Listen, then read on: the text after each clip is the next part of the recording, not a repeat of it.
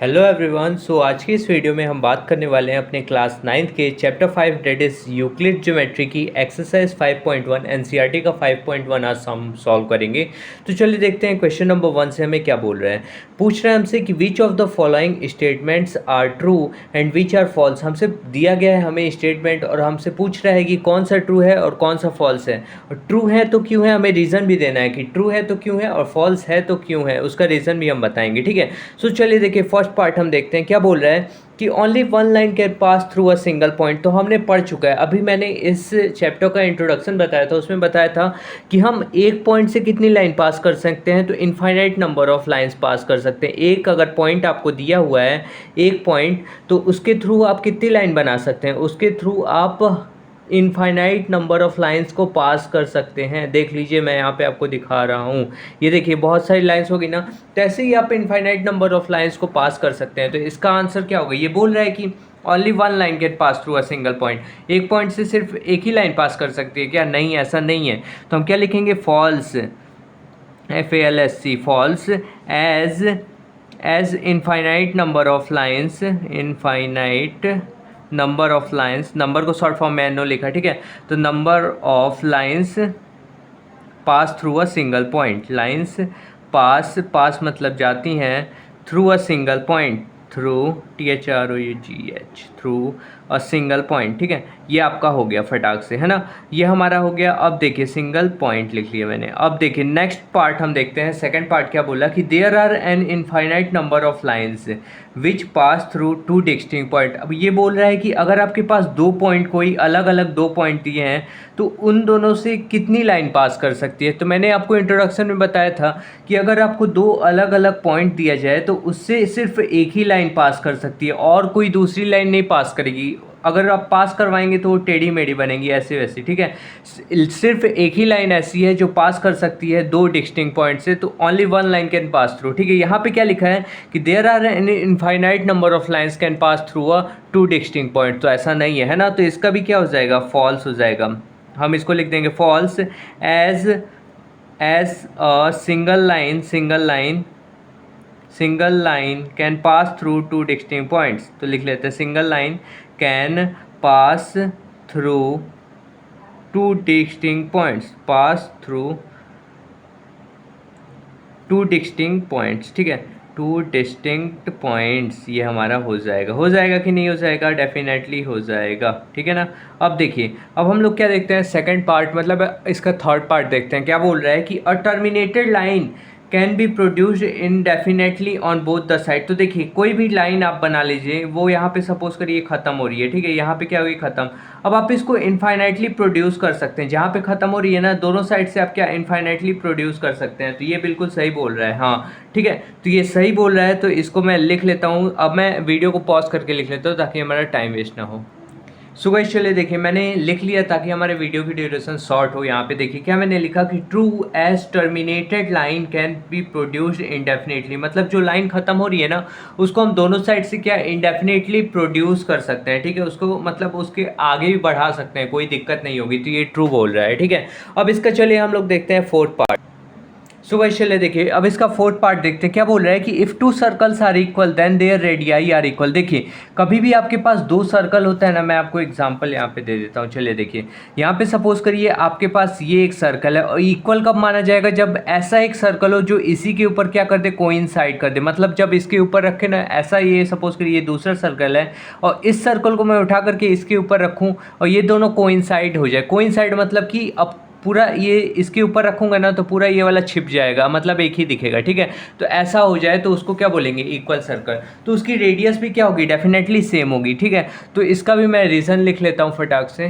So guys चलिए देखिए, मैंने लिख लिया यहाँ पे कि true if two circles are equal. अगर दो सर्कल इक्वल होते हैं तो उसका जो सर्कमफेरेंस होता है वो भी इक्वल आता है, रेडियाई जो आता है वो भी हमारा इक्वल होता है, एंड जो एरिया होता है वो खुद इक्वल होता है। मतलब ये तीनों चीज़ क्या होते हैं, इक्वल होते हैं, अगर सर्कल का हमारा क्या हो, इक्वल हो। ठीक है, अब देखिए फिफ्थ चले देखिए, अब हम लोग देखते हैं फिफ्थ पार्ट। फिफ्थ पार्ट में हमें क्या बोला कि in figure 5.9 if A B is equal to P Q, मतलब ए बी जो है वो किसके बराबर है, पी क्यू के बराबर है, और पी क्यू जो है वो किसके बराबर है, तो एक्स वाई के बराबर है। किसके बराबर है, तो एक्स वाई के बराबर है। ठीक है, मतलब जो पी क्यू है वो एक्स वाई के बराबर है, और ए बी को हमें प्रूफ करना है कि एक्स वाई के बराबर होगा कि नहीं होगा। तो देखिए, मैंने आपको इस चैप्टर के इंट्रोडक्शन में बताया था एक्सियम नंबर 1। जब मैंने एक्सियम समझा रहा था तो मैं आपको बताया था एक्सियम नंबर 1 क्या बोलता है कि things which are equal to the same thing are equal to one other. मतलब ऐसे चीज़ जो इक्वल होते हैं एक दूसरे के, वो आपस में भी क्या इक्वल होते हैं। जैसे A B is equal to P Q है, ये इसके बराबर है और ये इसके बराबर है,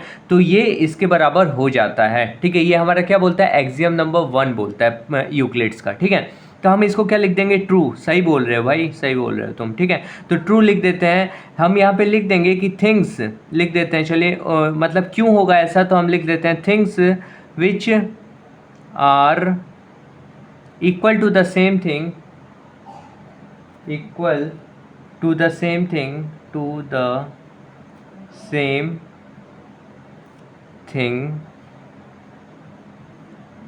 are equal to one another, are equal to one another, मतलब एक दूसरे के भी वो क्या होते हैं, इक्वल होते हैं। ठीक है, वन अदर। ठीक है, तो ये हमारा क्या हो जाएगा, वन अनदर कर लीजिए ना, वन अदर नहीं अनदर। ठीक है, वन अनदर हो जाएगा हमारा। ठीक है, तो ये आपको समझ में आया ना कि फिफ्थ पार्ट में हमारा क्या है, जो चीज़ एक दूसरे के इक्वल होती हैं तो वो आपस में भी क्या होती हैं, इक्वल होती हैं। ठीक है, तो अब यहाँ पे हमारा क्वेश्चन नंबर 1 कंप्लीट हुआ। अब हम बढ़ते हैं क्वेश्चन नंबर 2 पे, अपने एक्सरसाइज 5.1 के। सो गाइस चलिए देखिए, अब हम लोग देखते हैं अपना क्वेश्चन नंबर 2। क्वेश्चन नंबर 2 में हमें क्या बोल रहा है कि give a definition for each of the following terms. हमारे पास टर्म्स दिए गई हैं और उनका क्या बताना है, हमें डेफिनेशंस बताना है। आर देयर अदर टर्म्स, मतलब हमसे पूछ रहा है कि क्या कोई दूसरी भी टर्म है, that need to be defined first, उनको डिफाइन करना चाहिए पहले। ठीक है, मतलब आप इनकी जब डेफिनेशन बताएंगे ना, तो उसमें कुछ ऐसे वर्ड्स आप यूज़ कर रहे हैं क्या कि जिनको हमें बताने की पहले ज़रूरत है। व्हाट आर दे, हमें बताना है कि क्या है वो। ठीक है, and how might you define them, simply आपको क्या करना है, जो भी आपको दिए गए होंगे ना उनको डिफाइन करना है। तो देखिए, सबसे पहला हमारा आता है पैरेलल लाइंस। तो पैरेलल लाइंस क्या होती हैं वो मैं पहले आपको बता देता हूँ। देखिए, सपोज करिए आपके पास ये एक लाइन है। ठीक है, कोई भी दो लाइंस को आप बोलेंगे पैरेलल कब बोलेंगे, तो देखिए सपोज करिए ये लाइन है और ये लाइन है। ठीक है, अब ये लाइंस को आप पैरेलल कब बोलेंगे, जब इनके बीच में जो डिस्टेंस है ना वो हमेशा सेम हो। मतलब यहाँ पे जो डिस्टेंस d है, इनके बीच में सपोज करिए डिस्टेंस d है, तो यहाँ पे भी वही डिस्टेंस होनी चाहिए, चेंज नहीं होनी चाहिए। मतलब इनके बीच की दूरी क्या होनी चाहिए, d ही होनी चाहिए, तब जा करके आप इसको क्या बोलेंगे, पैरेलल। और यहाँ पे क्या हो जाएगा, ये हमारे पास इनके बीच में ना इस वाली लाइन और इस वाली लाइन के बीच में कोई भी कॉमन पॉइंट्स नहीं होगा। ठीक है, अगर कॉमन पॉइंट्स हो गया तो समझ लीजिए वो पैरेलल नहीं है, पैरेलल लाइंस नहीं है, वो इंटरसेक्ट कर रही है, मतलब कहीं ना कहीं मीट कर रही है अगर कॉमन पॉइंट होगा तो बेसिकली। ठीक है, अब मैं आपको लिखवाता हूँ कि पैरेलल लाइंस की डेफिनेशन क्या। चलिए मैं लिख लेता हूँ ताकि हमारी वीडियो की ड्यूरेशन शॉर्ट रहे। सो गाइस चलिए देखिए, यहाँ पे मैंने लिख लिया कि टू लाइंस हैविंग नो, मतलब ऐसी दो लाइन जिनके पास कोई भी कॉमन पॉइंट्स नहीं होता, एंड द डिस्टेंस बिटवीन है ये। ठीक है, शॉर्ट फॉर्म में कंफ्यूज मत होइएगा, B/W मैंने लिखा। तो between the lines must be same, मतलब जो डिस्टेंस होती है ना दोनों लाइन के बीच में वो हमेशा सेम होनी चाहिए। अगर सेम होगी तभी आप उसको पैरेलल लाइन बोलेंगे, अदरवाइज आप उसको पैरेलल लाइन नहीं बोलेंगे। सिंपली कहने का ये मतलब है। ठीक है, अब हम समझते हैं बेसिकली कि परपेंडिकुलर लाइंस क्या होती हैं। इसका सेकंड पार्ट चलिए देखते हैं, तब आपको अच्छे से क्लैरिटी होगी कि परपेंडिकुलर लाइंस क्या होता है। सो चलिए पहले हम समझते हैं परपेंडिकुलर लाइंस क्या होता है। सपोज करिए ये आपके पास एक लाइन है। ठीक है, ये आपके पास एक लाइन है, इसके ऊपर मैं एक ऐसी लाइन ड्रॉ कर दूं, मतलब एक ऐसी लाइन इससे मिला दूं जो 90 डिग्री पे इसको टच करे। ठीक है, मतलब एक ऐसी लाइन जो दूसरी लाइन को 90 डिग्री पे टच करे, उसे हम क्या बोलते हैं, तो परपेंडिकुलर लाइन। ठीक है, सिंपली कहने का ये मतलब है। ठीक, तो हम इसको लिखेंगे कैसे, तो इसको देखिए, इसको मैं लिखवाता हूँ। लिखेंगे कि द लाइन्स, ऐसे लिखते हैं, टू लाइन्स विच फॉर्म्स, जो फॉर्म करता है, which forms 90 degree, forms 90 degree angle, 90 degree angle with each, ये हमारा 9 है। ठीक है, कंफ्यूज मत होइएगा। तो 90 degree angle with each other, आपस में। ठीक है, विथ ईच अदर, तो मैं लिख लेता हूँ ईच अदर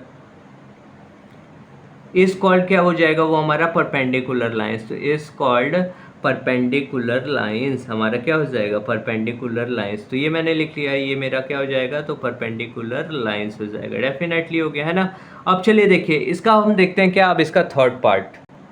सो गाइस चलिए देखिए, अब लाइन सेगमेंट क्या होता है मैंने आपको बता चुका है। लाइन सेगमेंट का बेसिकली मतलब क्या होता है, ऐसी लाइन जिसके दो एंड पॉइंट होते हैं, मतलब जब जहाँ से चालू हो रहा है और जहाँ पे ख़त्म हो रहा है उसकी एंड पॉइंट्स हो, उसको हम क्या बोलेंगे, तो उसको हम लाइन सेगमेंट बोलेंगे। तो हम ऐसे लिख लेंगे, क्या लिखते हैं चलिए देखिए, तो हम लिखते हैं a line which has and points, which has and points, जिसके पास एंड पॉइंट्स होते हैं, ठीक है, उसे हम क्या बोलेंगे, तो लाइन सेगमेंट। इस कॉल्ड लाइन सेगमेंट आप अपने आगे लिख सकते हैं, ठीक है। मैं यहीं तक लिखवा रहा हूँ कि line which has and points is called line segment basically, ठीक है। चलिए अब फोर्थ पार्ट देखते हैं।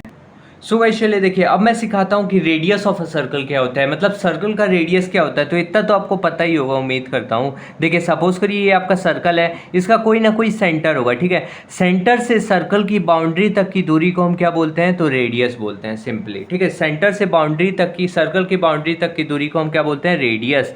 तो हम इसको कैसे लिखेंगे, the distance from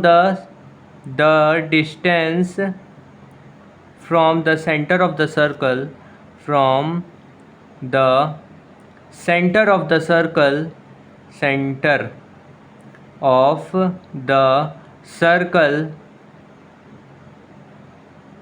to the boundary of the circle, to the boundary of the circle, to the boundary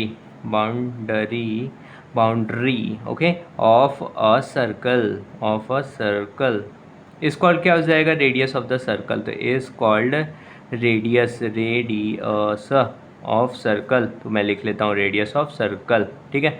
अब देखिए, अब हम नेक्स्ट समझते हैं, डेट इज हमारा जो फिफ्थ पार्ट इसका है, क्या है।